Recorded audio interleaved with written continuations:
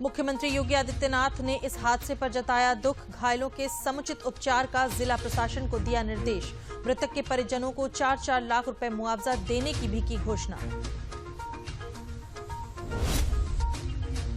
17 सितंबर को प्रधानमंत्री नरेंद्र मोदी लॉन्च करेंगे नई लॉजिस्टिक नीति। एक ही पोर्टल से सड़क, रेल, पोर्ट और हवाई मार्ग से भेज सकेंगे माल।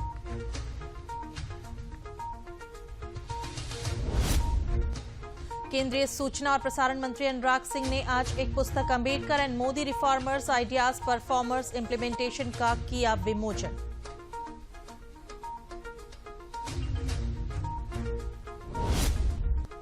केंद्रीय सूचना और प्रसारण मंत्री अनुराग सिंह ने कहा, बाबा साहब के विचारों को साकार करने का काम प्रधानमंत्री नरेंद्र मोदी की सरकार ने किया है।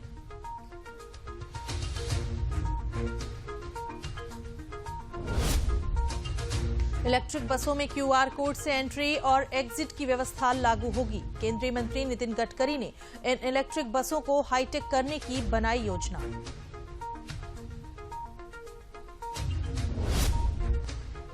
कर्मचारी भविष्य निधि संगठन ने अगस्त का कंट्रीब्यूशन जमा करने की तारीख बढ़ाई। ईएसआईसी ने कई कंपनियों और फैक्ट्रियों को राहत दी जिन्होंने ईएसआईसी कंट्रीब्यूशन फाइल नहीं किया है। ग्रेटर नोएडा में विश्व डेयरी शिखर सम्मेलन 2022 का गुरुवार को हुआ समापन। सम्मेलन में करीब 50 देशों के 1500 से अधिक विशेषज्ञों, किसानों और डेयरी हितधारकों ने लिया भाग।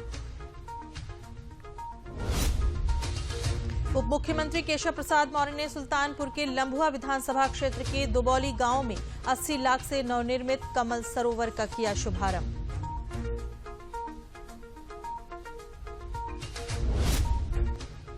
उप मुख्यमंत्री केशव प्रसाद मौर्य ने कहा, कानून व्यवस्था को सुदृढ़ करना, विकास कार्यों में पारदर्शिता और भ्रष्टाचार से मुक्ति के लिए हमारी सरकार है कटिबद्ध।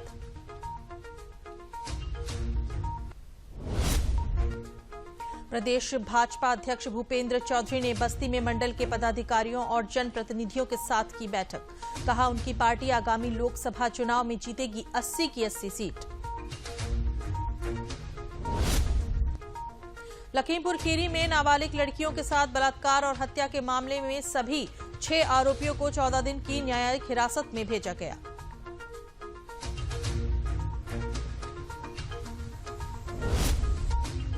केंद्रीय मंत्री डॉक्टर जितेंद्र सिंह ने विज्ञान एवं प्रौद्योगिकी मंत्रालय का डैशबोर्ड लॉन्च किया। कहा, डैशबोर्ड से देश की आम जनता को मंत्रालय के अलग अलग राज्यों में होने वाले कार्यों की जानकारी मिलेगी।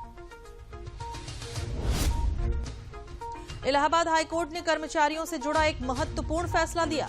एक मामले की सुनवाई के दौरान हाईकोर्ट ने कहा कि किसी कर्मचारी को 3 महीने से ज्यादा समय तक नहीं रखा जा सकता निलंबित।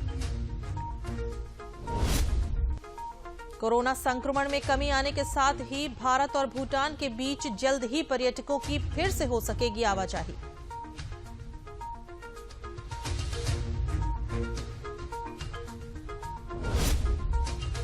वाराणसी में गंगा के घाटों को शरद पूर्णिमा के दिन लाखों दिए से सजाकर मनाया जाने वाला विश्व प्रसिद्ध पर्व देव दीपावली 7 नवंबर को मनाई जाएगी।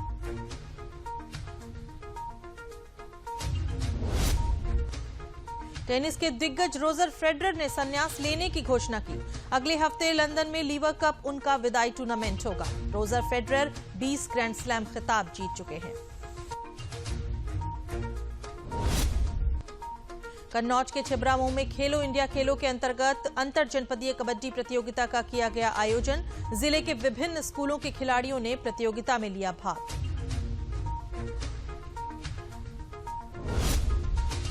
राजधानी लखनऊ में भारी बारिश और जलभराव के कारण कक्षा 1 से 12 तक के समस्त सरकारी, गैर सरकारी, प्राइवेट विद्यालयों को आज बंद करने का जिलाधिकारी ने दिया आदेश।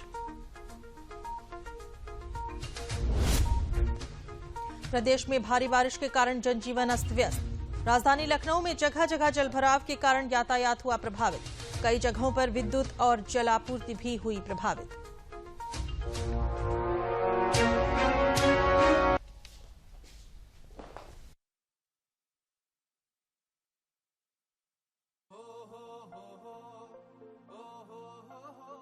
अब गांव गांव और खेत खेत की बात है कुछ निराली। फसल बीमा